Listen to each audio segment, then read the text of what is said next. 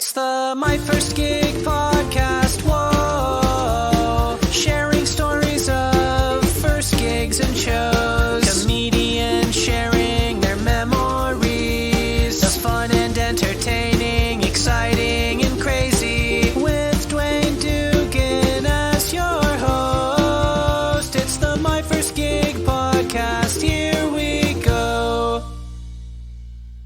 Hello and welcome to another edition of My First Gig with me, Dwayne Dugan.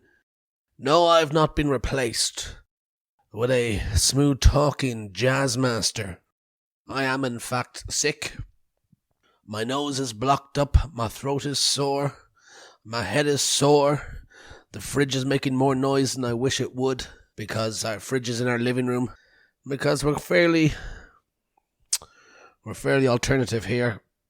But yes, I am sick. That is why there is no video version of my intros and rambles, and also why I will be keeping it pretty short today, as it pains me to talk, which I know upsets a lot of you. It pains all of you for me not to talk, but also for the people who skip this and usually go 10 minutes, 15 minutes in to go right to the start of the interview. Ho, ho, ho, ho.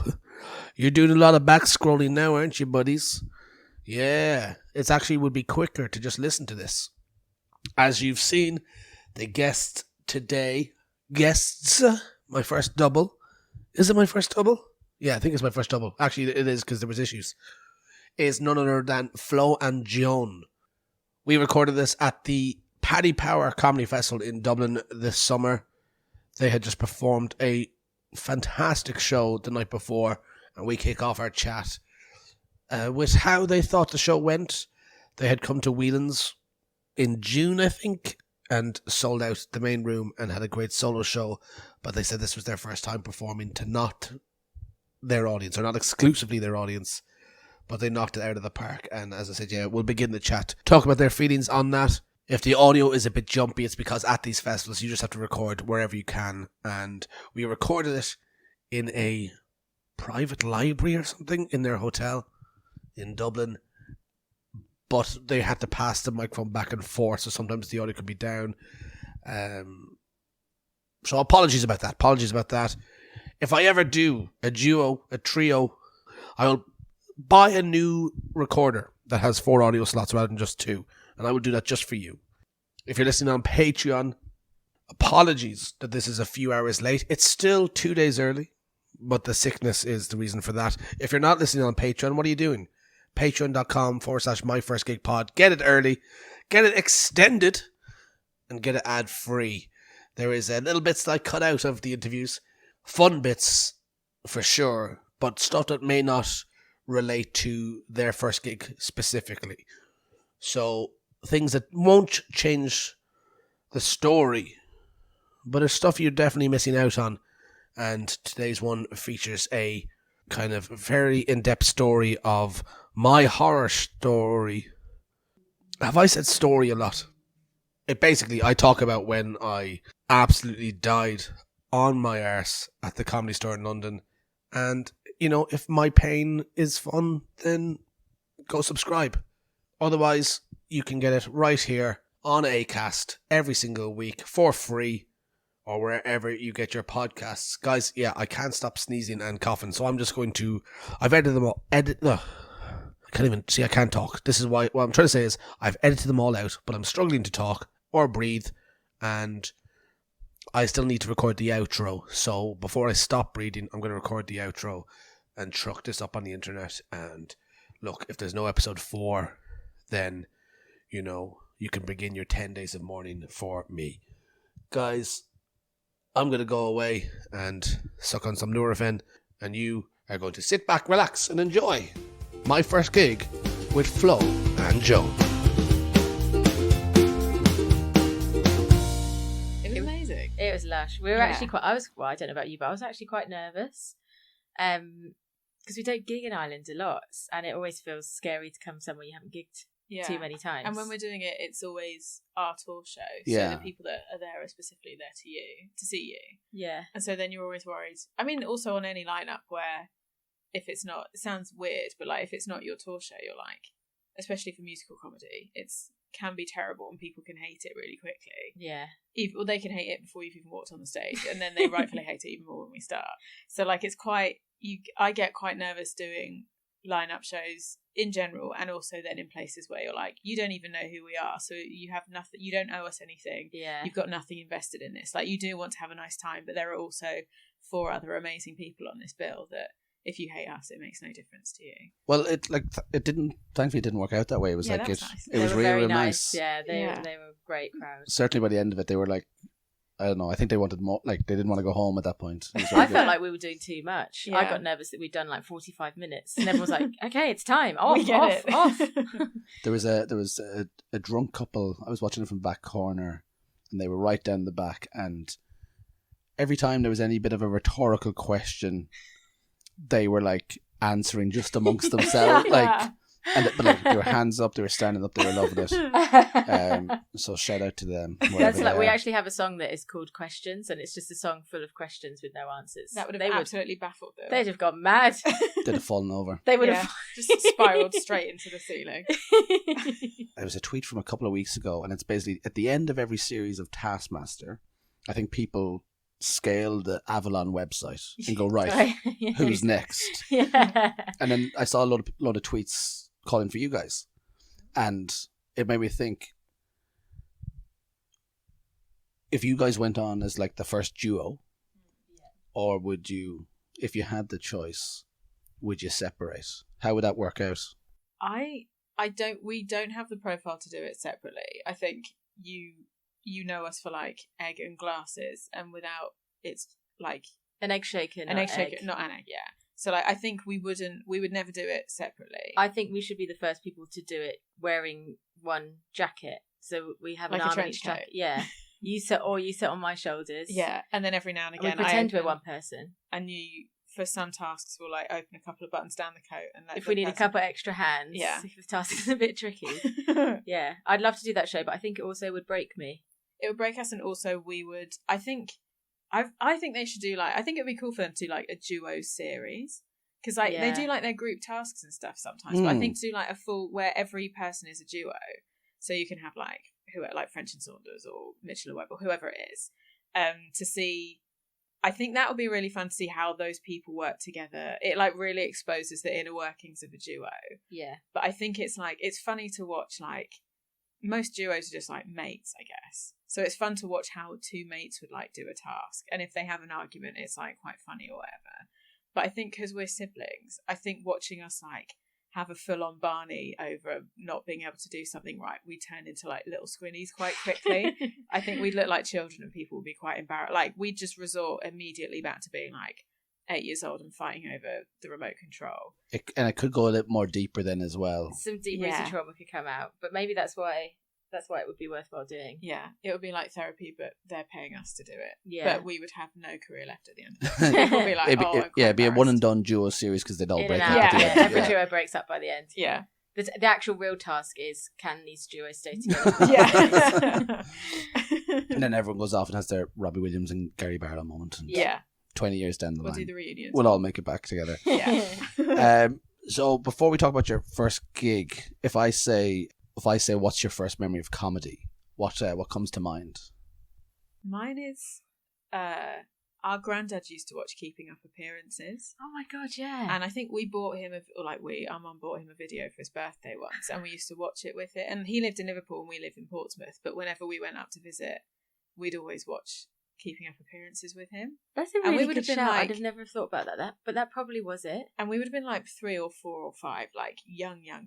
It wasn't like we gave him a video or a DVD when we were 15. It was like young kids, and finding it really fun. Where we like still quote it now, but if I think about me now watching Keeping Up Appearances, I find that depressing. But it was like, it sits in those kind of weird early sitcoms where you're like, well, I mean, not early, it was like the 90s or whatever. But yeah, I think that's like my first memory of not understanding, but like of watching a sitcom, I guess. Not knowing it was a sitcom at the time, but now I'm like, that was just a full family sitcom that we used to watch with him.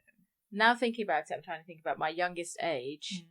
I think it was probably watching this is a terrible answer. We're probably watching Saturday night TV. It was probably watching someone on the Generation Game not being able to make the spaghetti bolognese or whatever it was, or trying to do a dance. It was probably that, which now I'm sure I'd watch it back and be like, this is terrible. But it was probably watching Jim Davidson laugh at someone on the Generation Game. Yeah.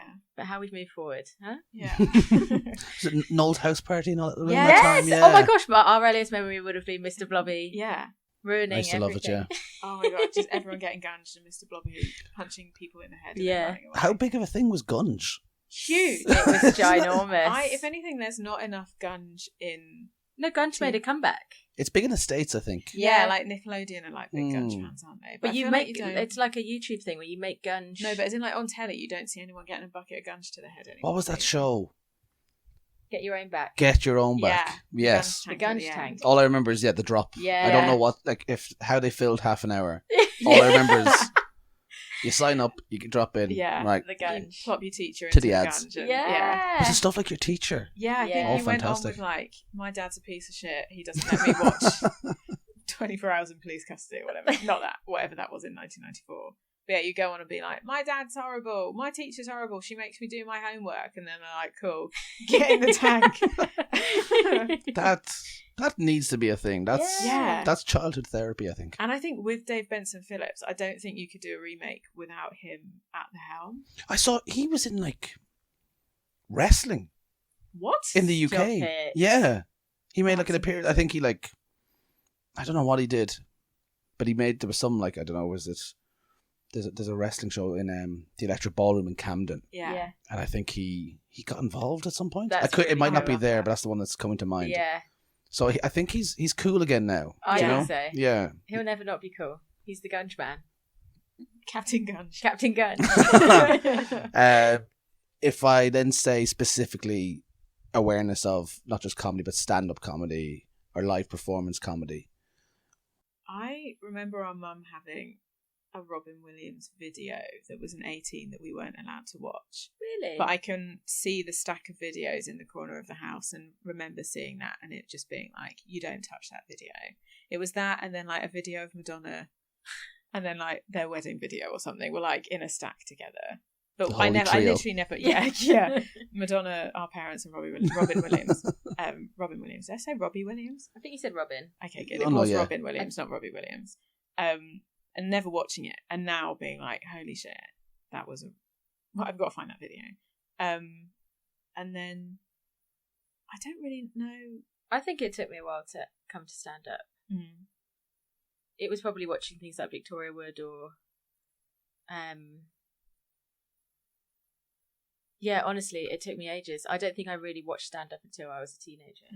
Yeah, so like whenever I chat to like Americans and ask that question, they're like, oh, like it was on every day. Yeah. Every late night show or every whatever TV program, there was a channel for it.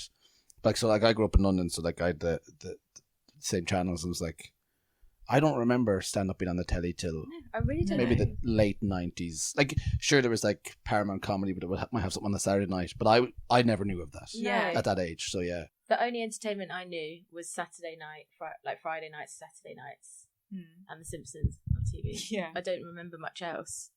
But now, like, because I don't think our mum would say that she was a fan of She's not a fan, but she wasn't like, we weren't introduced to comedy because she'd go and watch Sure. No. shows, or like the Robin Williams was the only video that she had that was like a comedy video, I think. So like we weren't brought up with it in the same way that like if your parents are a fan of comedy, they'll introduce you to comedy.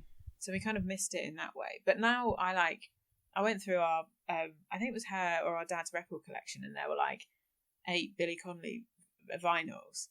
And so I was like, oh, you were a fan, but like it was just like a kind of background, or like I don't know, like they were a fan in some way, but not in a way that was like, it was just another thing that they did that there wasn't any reason for the kids to know about it. But which makes it sound seedy actually, but like, yeah. Were you able to give them a copy of your vinyl? We did, yeah, for free. let's make that a note of that. It's like Yeah. For free. And a 20 quid, t-shirt. please. Yeah. Yeah. So they have a vinyl collection of comedy, you know, and now they Yeah, have some bits and yours as well. pieces. That's a cool thing. I think It's just Yeah. Billy Connolly and Flo Joan. Yeah. That's the only two things. That's the comedy section. That's all you need, boys and girls. And then that's the trio's Yeah. Taskmaster series. Yeah. Yeah. yeah. Yeah. So if it was just kind of like a tape that wasn't there, like there wasn't, you weren't able to watch. When do you think you would have started to know and see stand-up comedy? Or Yeah. Do you know what? Honestly, not until we went to Edinburgh Fringe in 2013. Speak for yourself. I knew comedy before then. But I didn't know stand up before then. I couldn't have named you a stand up until like a current stand up. I couldn't name Sure. you anyone on the circuit until we started doing comedy. Until you start seeing Mock the Week, and then you're like, okay, I know who that person is now. They must be a stand up. I was really late to the game on stand up. That wasn't older, like replayed specials. I think that seems to be quite common. It's like I think it's a case of like everyone who likes comedy, you're not aware of like that achievable level. It's just that top level. Yeah. Because like if you knew how to get into, like obviously everyone who ends up getting into it's like, right, they probably would have done it earlier if they knew it was there. Yeah. So then they don't find out or know this until they start. So like I think that's quite similar. Like performances, like growing up in like school or drama or anything like that. That we did. Yeah. We both did youth theatre in an embarrassing sense. We did a lot of like music. Did dancing when we were younger. We always involved somehow. We liked performing stuff, like performance in general. Like we like sort of doing it and watching it to various levels of success. Mine less. I'm not a natural performer, so like I liked it, but wasn't like I was very aware that it wasn't a thing to like. It was a fun thing you did at school, not anything that was gonna happen like afterwards. Yeah, we did bands as well. Yeah, we were in school bands, a little wind band and choirs and stuff like that. Yeah. What does a school band consist of? The worst played instruments in the history of thought. Really nice music played by the most incompetent children in the world, and like one good trumpet player. It was an R1. It was like a kind of wind band. So there were flutes. I'm trying to like visualize it in the practice room. Are you talking about senior band? I'm talking about senior band. Senior band. I came too late in the game. You were always in senior band, and I wasn't in it until later, into my older years. Well, like 12, 13. No. You started playing the drums in senior band when you were like 13. I think I was in year 9. I'm sure it was. Well, honestly, it wasn't because I didn't know. Honestly, it took me ages to get there. You got there in the end. That's I did get there. Yes, I can step out if you work this out. This is your view into Taskmaster duos. Yeah. It's just us arguing for 9 minutes and 59 seconds, and the last second going, well, we fucked it, and then that's it. Like flutes, clarinets, oboes, maybe a bassoon, varied trumpets and trombones, French horns. There was always a teacher that played something just to turn up, and drums. I think that was sort of like the main. Yeah. But never good. Never good. It's a wild combination of things. A lot of an orchestra. Is that what they make up? Is it? Yeah, that's a really. You can tell how cultured I am. That's a great one line of orchestra. An orchestra would have like violins and stuff in it, and then a wind band is just like anything you blow into, basically, and a drum. This was like a school afternoon activity or a class activity? Extracurricular after school. You had to be a real extra special nerd to spend your outdoor school hours doing bands. The theme to Flashdance on the oboe. It was now when I think about it now, I feel I'm not a parent, I don't have children or animals, but like the idea that parents have to go and watch their children the children don't realise they're embarrassing themselves. Maybe they're not, because you don't really realise. Everyone's got to do a little bit of thing to make the brain go well. That's true. The idea though that parents have to sit through 45 minute to an hour and a half concerts of their children playing the theme to Flashdance, the theme to Back to the Future, a Motown medley mega mix, like all of those things where you're just like, I'm glad I'm spending my money on this. Like it feels like I respected parenthood a lot more when I thought about our mum having to like watch all of those terrible shows. Well, what about those shows where it's like it's not a consistent lineup the whole way through? They're 2 hours long, and your kid's on like first or second. Yeah. So you've seen what you want. Yeah. And then you have to. I feel like that would be dreadful. Yeah. And then have to look the other parents in the eye and know that your child just embarrassed themselves on stage. Yeah. And she's coming along really well. Yeah. She's sporty, thankfully. Yeah. Yeah. She's very social. She's a reader. My one's a reader. She likes to read. So there's performance in different aspects. There's music. To like jump right into it, how do we get to here? What's the kind of the turning point that says, right, let's like, as far as like, were you writing songs growing up like this, or did that something happen once you decided to go down this avenue? We'd literally like never we barely sort of acknowledged the other one existed, really. We're very different people, and like we were even more different when we were kids, so we just kind certainly of, at those ages it's like unless you're the exact same age, you might as well be 20 years apart. Exactly. Yeah. And there's only 2 years between us, but we just like existed in completely different worlds already, didn't we? So it wasn't until we went off to uni that you're like, oh, we like did have some stuff in, like, mostly like the telly that we watched and the music we listened to were like the things that we had in common. So when you sort of look at it like that, you're like, oh, well, those two things are like quite fundamental in like the things that we do now, I guess. But so, yeah, same uni, was it? No, different no? unis. You went to uni, didn't like your course, and then you got into comedy at uni. You just started watching stuff, and then you liked American stuff. I'm speaking on your behalf. You can do the same for me. Yeah, so I'll do it for you. So you didn't like your course. You started watching 30 Rock. Then you found out about Tina Fey, and then you went to Wikipedia Tina Fey, and saw that she went to Second City, and then went over to Chicago and Second City and did some courses. I did. And enjoyed them and got a visa for Toronto, where they've also got another Second City, and you can stay for longer because it's Canada. And then you carried on doing it. Then I went to visit. No, I get to speak. Oh, to sorry. you. Yeah. Your turn. Sorry, yeah. So I was out there having a nice time, and Rosie had saved loads of money to go, not loads of money, Rosie had saved money to go travelling with friends in Southeast Asia. And it all fell apart. But you were just working in a pub and were like, well, I've saved money to do something fun. And I was in Chicago and was like, I think Rosie was like a much better performer than I am. And I was like, I think you'll really enjoy, like, it was like improv and sketch and stand up and just basically everything. Like neither of us had ever done any comedy, but were like, that was like a place where you could go and just literally try anything and just see if any of it stuck. And if either of us were bad at it, we could just go back to the UK and be like, okay, well, we tried it. So your traveling plans have fallen through. So I was like, you should go to Chicago and do the Second City. So you flew out to Chicago, moved into the room where I was living. I flew on to Toronto, and then I was in Toronto and was like, you had some extra time. Or like, well, I might as well just go to Toronto to visit and see what Toronto's like. And then you did. And then you did more Second City classes. And then while we were out there, neither of us were working for a bit. And that was when we were like, we should try and like, you didn't have a visa. I couldn't find a job. So we were just started doing, I think we wrote a song just to see. And that was sort of, yeah. It's actually a really long-winded answer, isn't it? Yeah. I wish we could just be like, look, we just tried a song to see what it's like. But yeah, it's a whole lot. Because we tried the song in Toronto, and then people would be like, why are you in Toronto? Why aren't you in the other half of the world? Yeah. Before we get to Toronto, you go to Chicago and you go to Second City. Yeah. Is it purely for improv? I had never done improv, but I thought I'd found out about Newsjack, which was it's a show on Radio 4 that you could like, it was an open submission thing. And you could actually, this is completely pointless and now it just sounds like a brag. Anyway, I just wanted to try everything, and I'd never done improv, and I knew that like a lot of sketch and stuff came from improv, and I was like, I think I'm quite, at the time I was like, my friends find me funny, I think I'm mildly amusing, maybe I'll be good at improv. Turns out I'm not very good at improv.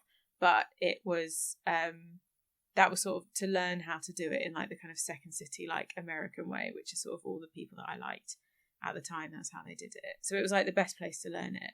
You had a joke on Newsjack. Oh yeah, I had a joke on Newsjack. They bought the joke. They bought the joke on Newsjack. I think that was the bit where you were like, I can do this. Yeah, it was in my first, this is absolute chaos.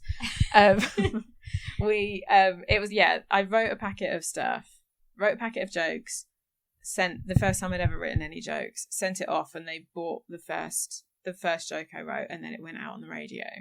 And so yeah, that was like I'm not crazy. Like I've written a joke and it's going on the radio.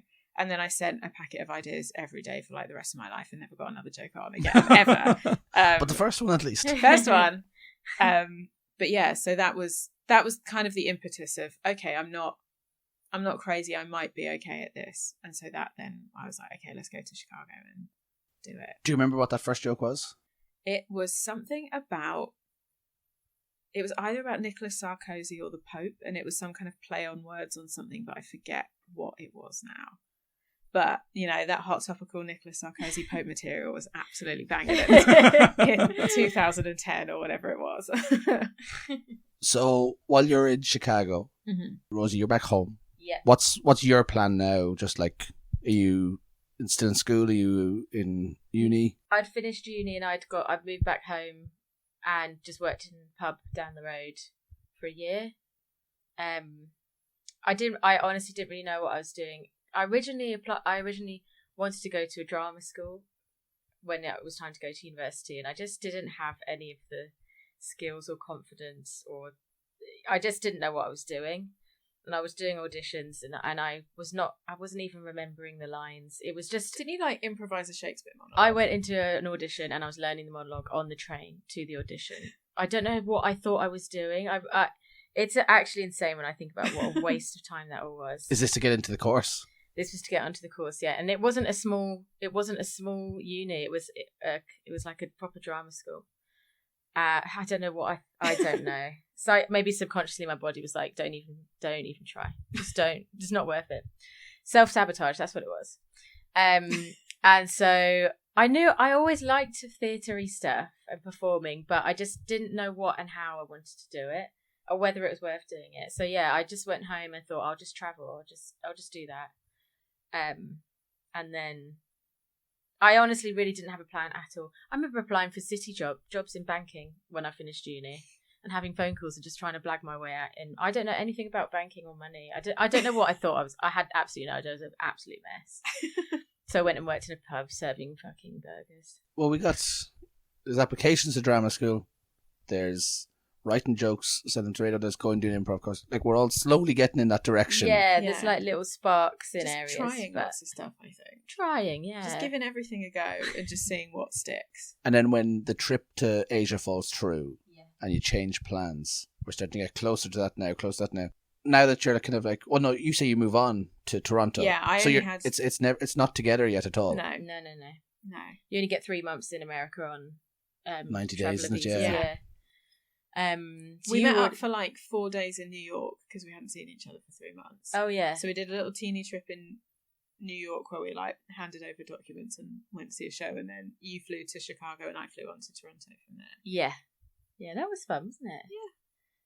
Yeah. So I did Chicago after you did it, but you planned to always go to Toronto, so you had the visa set up. Yeah, and I had saved the money, knew how much money I needed for all the courses, knew the visas.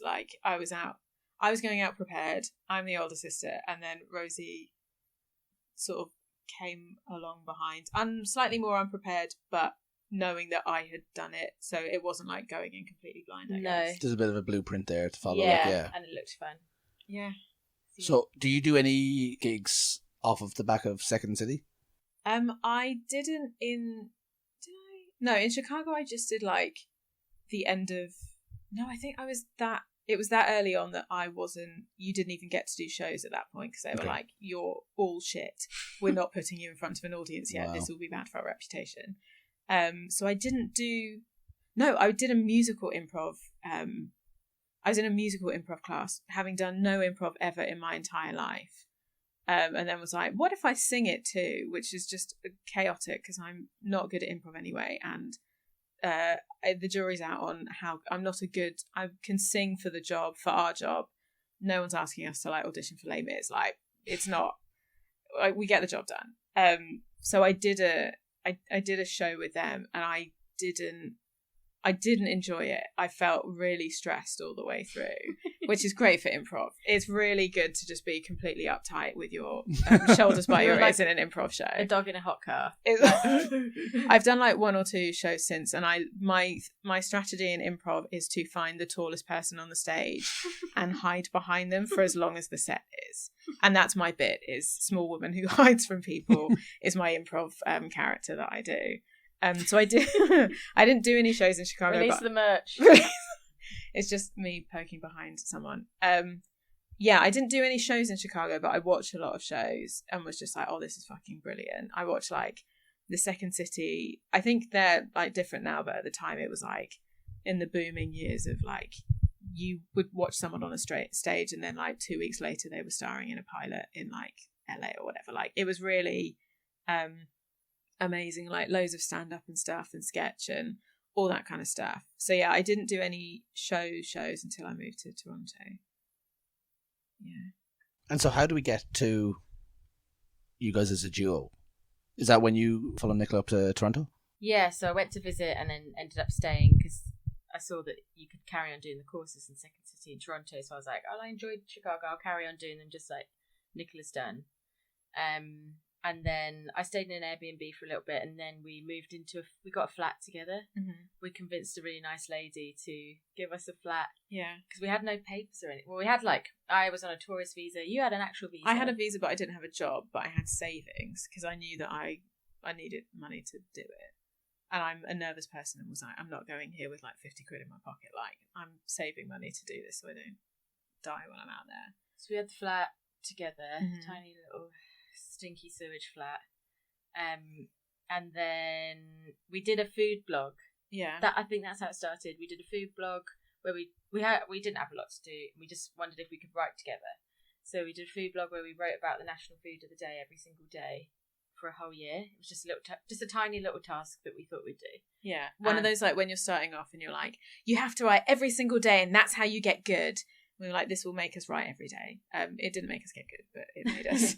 And then there was one day that was National Peanut Day, and we thought, oh, it'd be funny if we just wrote a song about Cashew Day. Yeah. If we wrote a song about two little cashews, and that can be our entry for the blog. And we did. It was called Kerry and Drew Cashew. We did a little stop motion video for them. A small stop motion video of two little cashews and an ugly flat singing a little song. Oh God. Oh God. The good news is, as with most food blogs at the time, no one read it, so it sort of mostly went under the radar. And then we enjoyed we found it funny. And then that was I guess the first song that we wrote together. There's so much of this that there's just like not falling into place, but it's like as a result of doing this to do that to this, and then the food blog, and it's like, I guess what, writing every day, you're probably getting sick of it yourselves. Yeah. Oh yeah. Let's switch it up a bit. Yeah. Yes. Let's write a song. Yeah.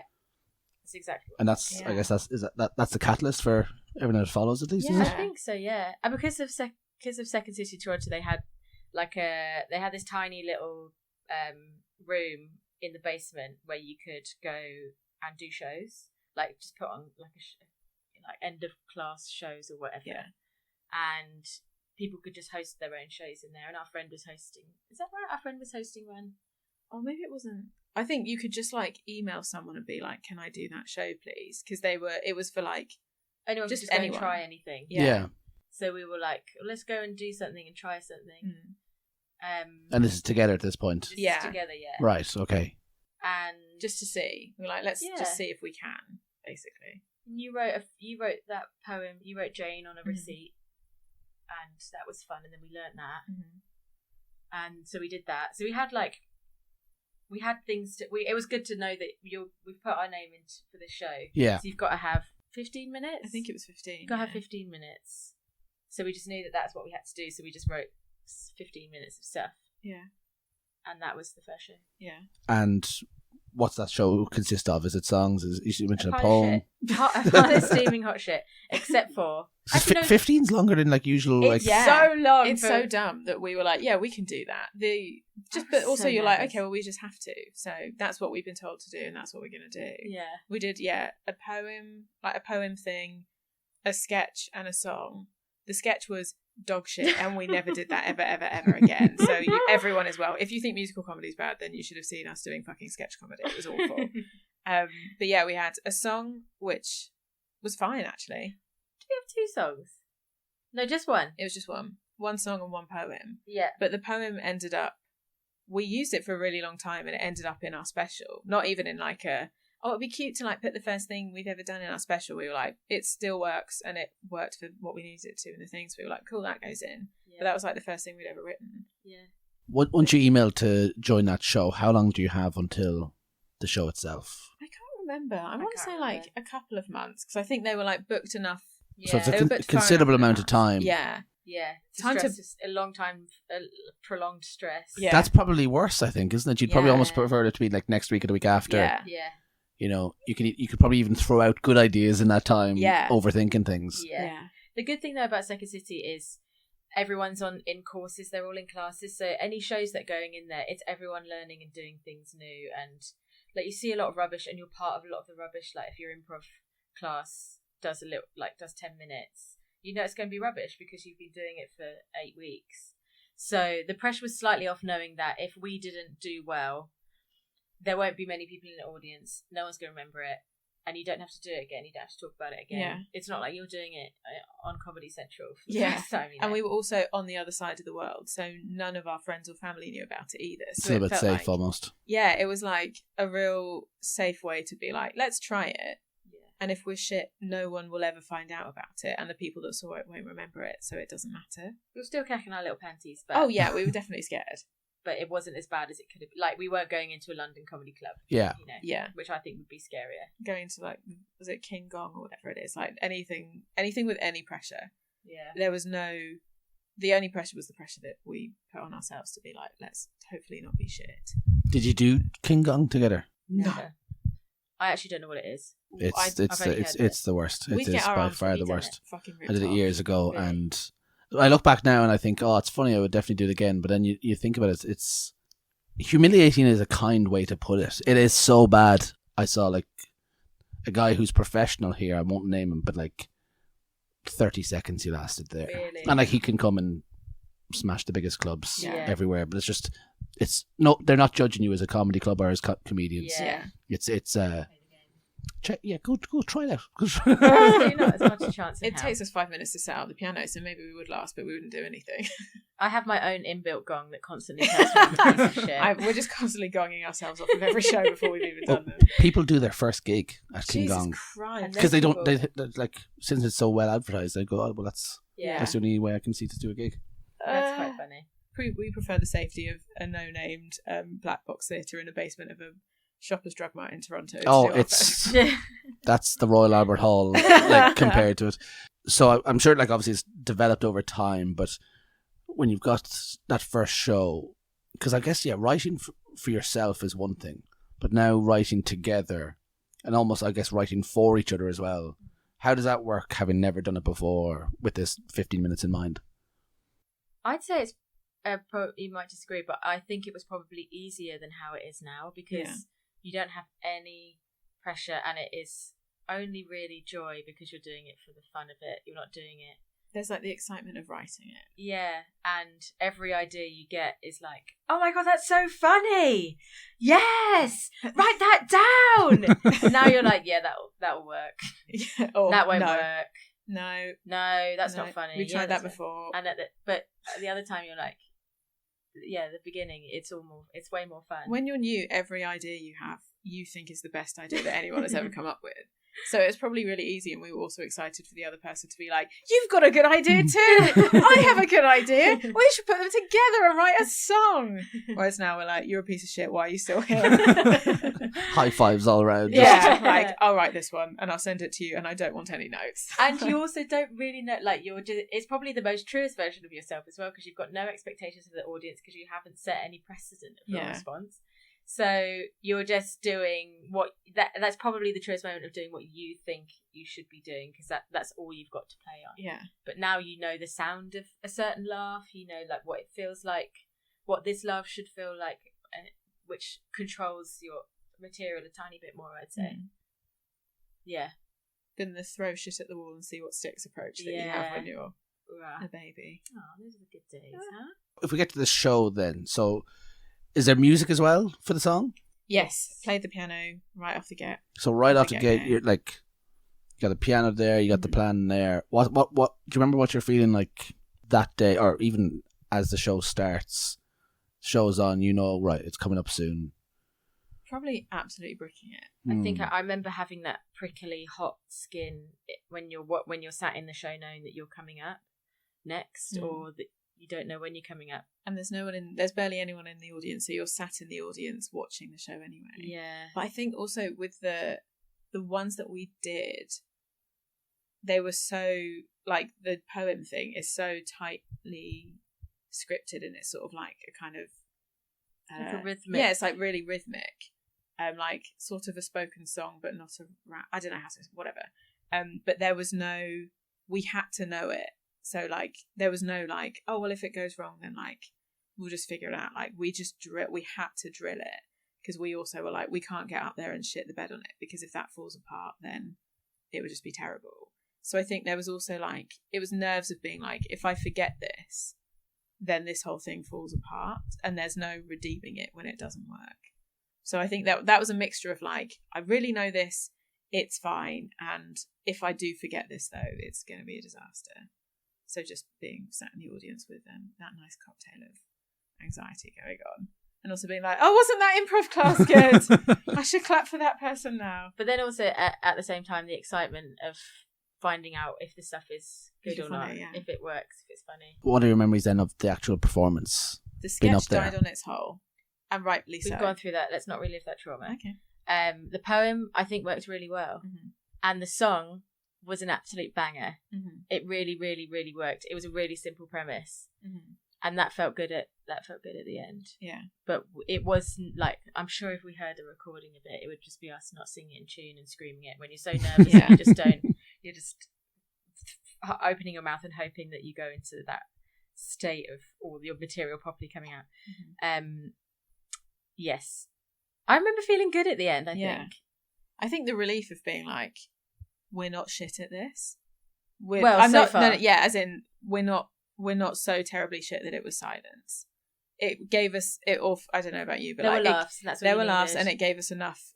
Like it reassured us enough that it was like, okay, you're allowed to do. You can go to the next level in terms of like, you can do another gig. You don't have to like hide in a hole for the rest of your life. So straight away you're like, right, we're going to do this again. Let's do another one. Yeah, I think so. I don't think we did another one for like 3 or 4 months. No, and was it Bobby?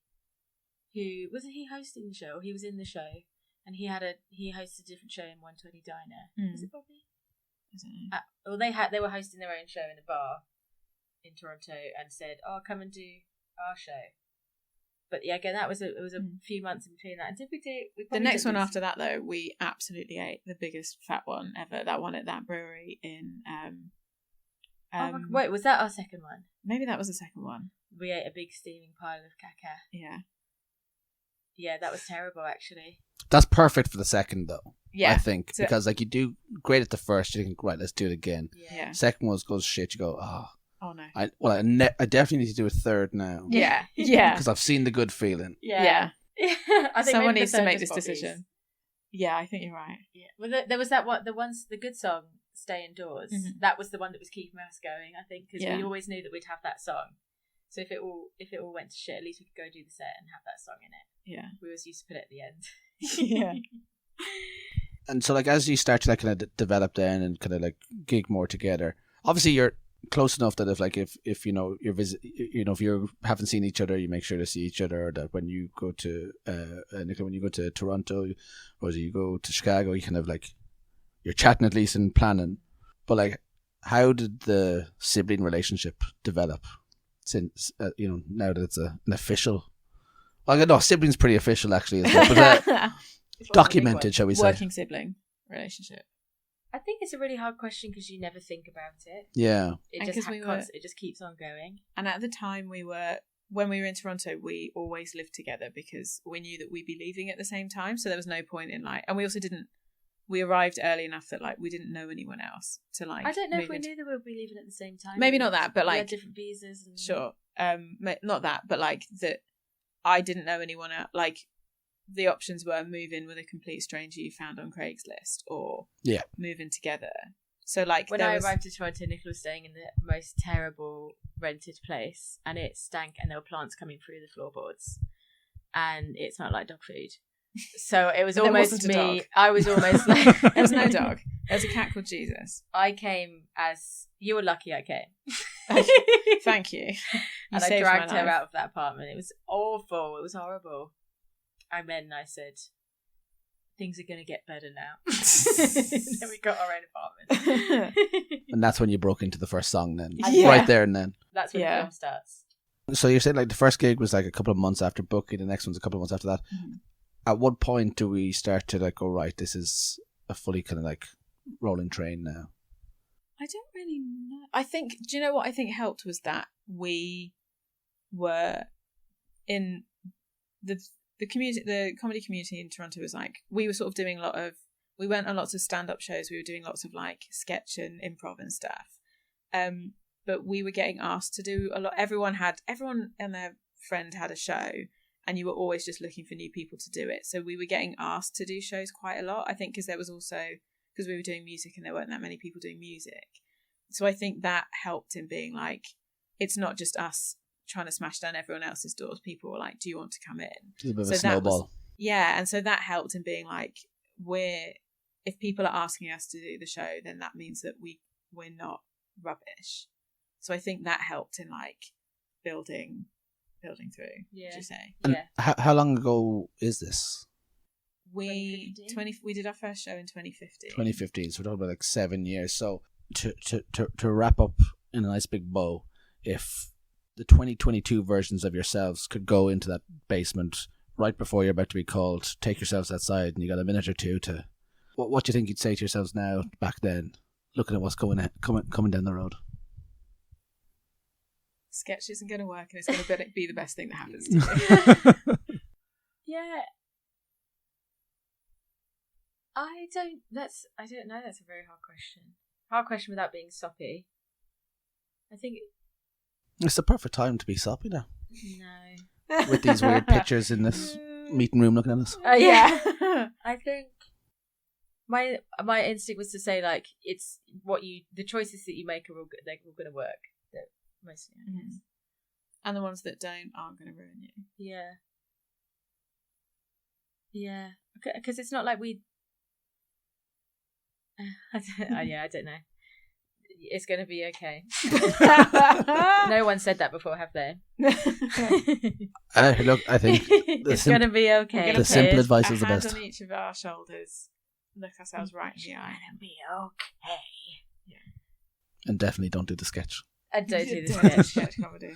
Well, thank you so much for chatting about your first gig. It was great to hear the story. Thank you for having us.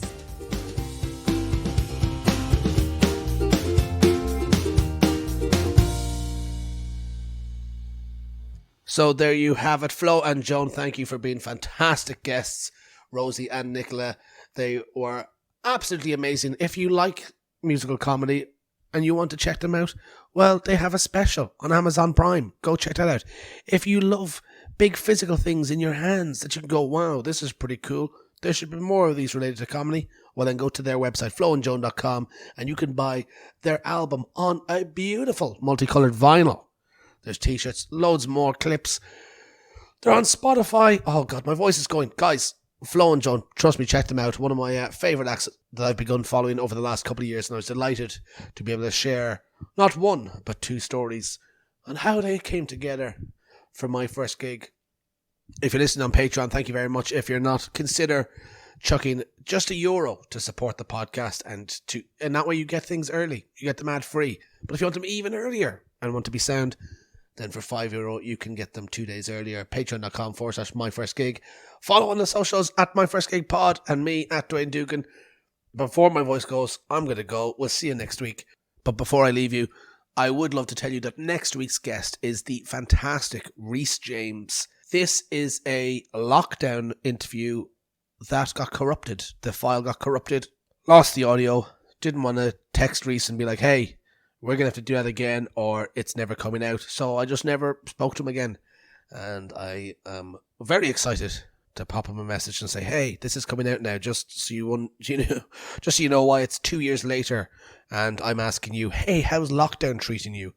Well, that's why. Rhys James next week. Get it early on Patreon or Wednesday, wherever you listen to your podcast, especially on Acast. My first gig with me, Dwayne Dugan, is powered by Acast. And I am powered by paracetamol. I'm going to go. Cheerio. Ta-ra for now. All the best. See you later. Goodbye. It's the My First Gig podcast. Whoa. You've been listening to the My First Gig with Dwayne Dugan on Acast. Follow online at My First Gig Pod or at Dwayne Dugan. For classic episodes, ad-free, early access and more, head to myfirstgigpod.com. This is My First Gig with Dwayne Dugan, powered by Acast. Enjoy.